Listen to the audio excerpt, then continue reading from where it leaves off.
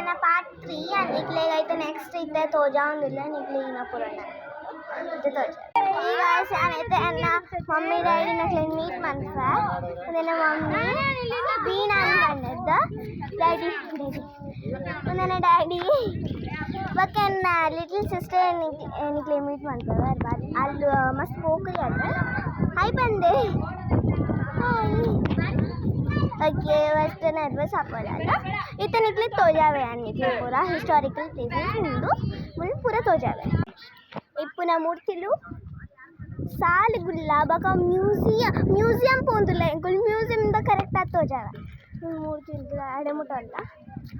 museum इथे next part अंतो जावे ते पोंदला